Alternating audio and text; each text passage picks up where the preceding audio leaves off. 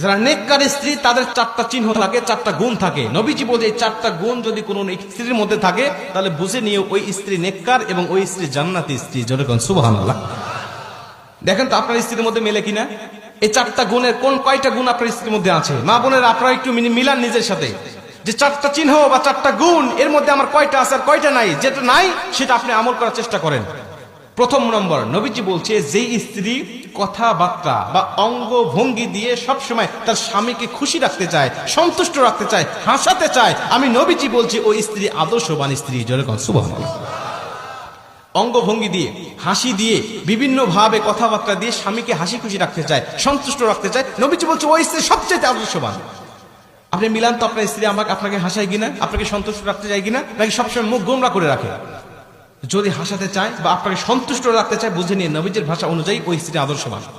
2 নম্বরে নবীজি বলছে তুমি যখন বাহির থেকে আসবে তখন তোমার স্ত্রী সংসারের কাজগুলোকে সামান্য সময়ের জন্য স্থগিত করে তোমাকে সময় দেয় কিনা।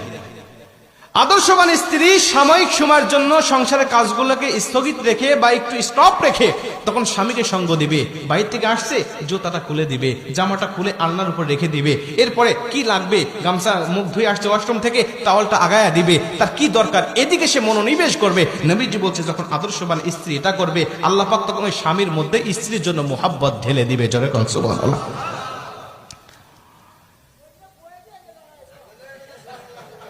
চাচা কি কয় একটা কি যে মুসিবতে আছে না আপনার, আমি তো বুঝতে পারতেছি। তো এইটা হলো 2 নম্বরে, তার মধ্যে 2টার মধ্যে 2টাই নাই, এটাই তো। আচ্ছা 2টা ফেল। গাজীপুরের মায়েরা আপনাদের দুর্নাম হয়ে যাচ্ছে কিন্তু। এরপরে 3 নম্বরে নবীজি বলছে যখন স্বামী মানসিক ভাবে অশান্তির মধ্যে থাকবে, ব্যবসা বাণিজ্যে লস খাইছে বা কোনো দুর্ঘটনা ঘটছে, কোন একটা মানসিক ডিপ্রেশনের মধ্যে স্বামী আছে, তখন নেককার স্ত্রী যারা তারা স্বামীর ভুল না ধরে স্বামীকে মানসিক ভাবে তাকে বিভিন্ন সাপোর্ট দিতে থাকে, প্রশান্তি দেয় বা সাপোর্ট দিতে থাকে যে আচ্ছা তুমি যেটা করছো সমস্যা নাই, তুমি ব্যবসায় লস খাইছে তো সমস্যা নাই, আল্লাহ আবারও আমাদেরকে আরো ভালো কিছু দিবে। আর যারা বদকার স্ত্রী তারা বলে আমি কইছিলাম তোমাকে এটা না করার জন্য, আমি কইছিলাম এই ব্যবসা না করার জন্য, আমি কইছিলাম ওই জায়গায় না যাওয়ার জন্য, তুমি আমার কথা শোনো না, এখন কেমন লাগে দেখো।